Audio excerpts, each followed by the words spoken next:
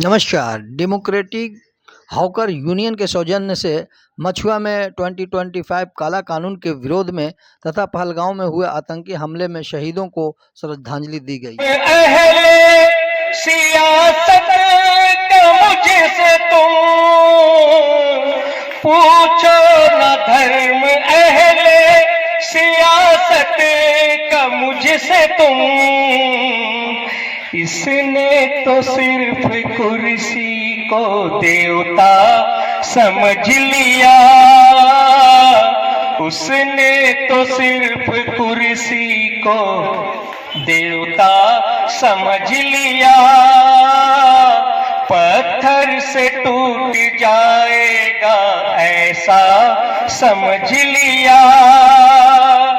BJP के साथ गया, नीतीश कुमार बीजेपी के साथ है, ये हम लोगों ने देखा, मगर मगरबी बंगाल की मोहतरमा ममता बनर्जी भी बीजेपी के साथ है, ये हम लोगों ने नहीं देखा। ये हम आपको इतिहास बता रहे हैं। अच्छा, आप इतिहास को ढूंढिए।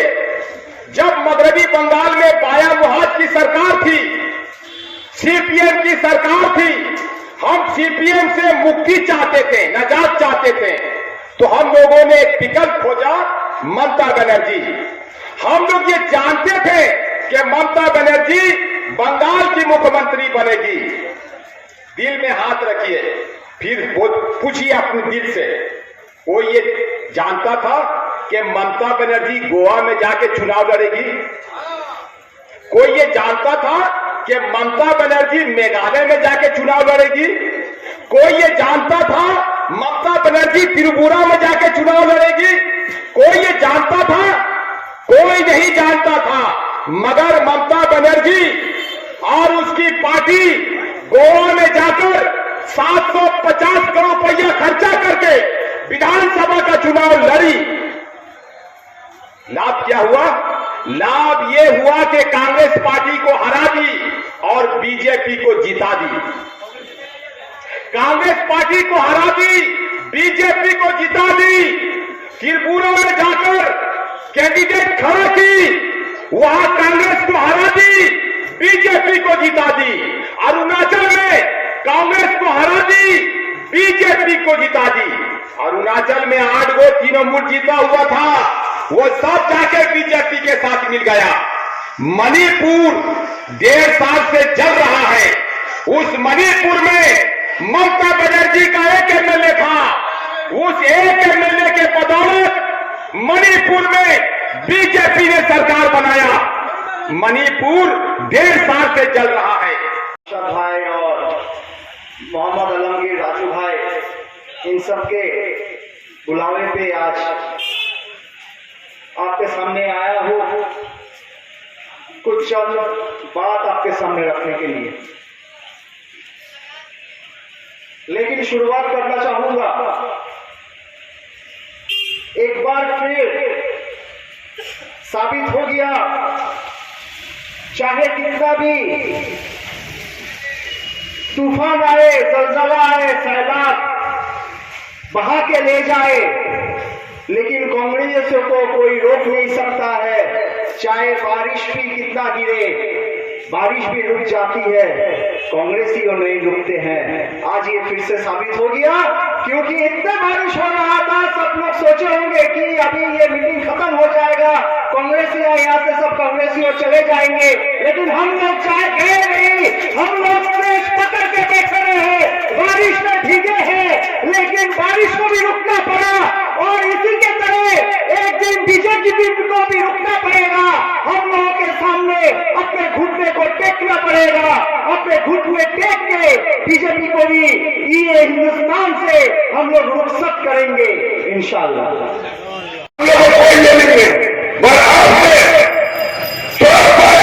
कहना चाहते हैं मेरे बड़े भाई, क्या कौन को अदालत का पैसे दिलवा दीजिए भाई साहब। हम लोग अपना चीख पुकार कर रहे हैं भैया, मेरे भाई, मेरे बड़े भाई, आपसे गुजारिश कर रहे, इंतजार कर रहे हैं कि आप लोग कौन के ड्राइवर बनते हैं, कौन अदालत का पैसे दिला दीजिए भाई साहब।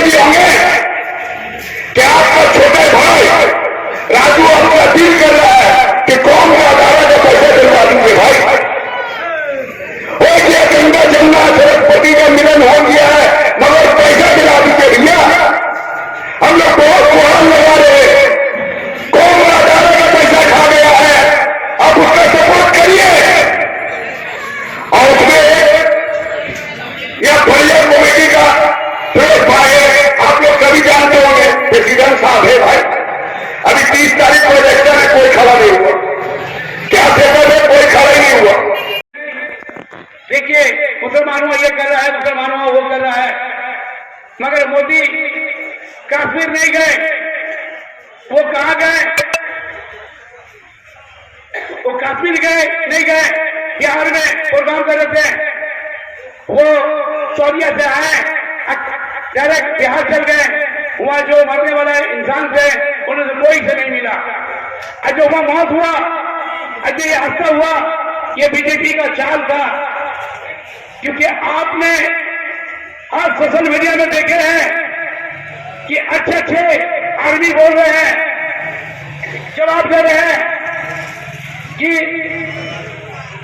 400 किलोमीटर दूर में यह हादसा हुआ बॉर्डर पे, और कम से कम 10 तो पोस्ट पड़ता है, कोई पोस्ट भी चेक नहीं हुआ।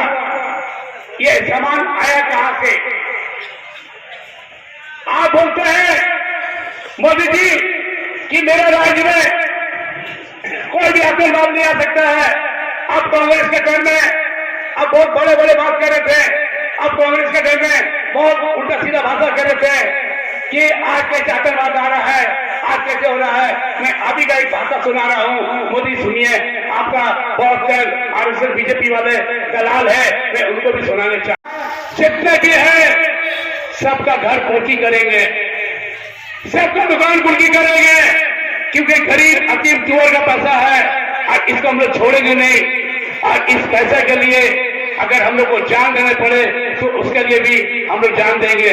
हम लोग अपने प्रोग्राम को यहाँ खत्म करते हैं। जय हिंद, वंदे मातरम।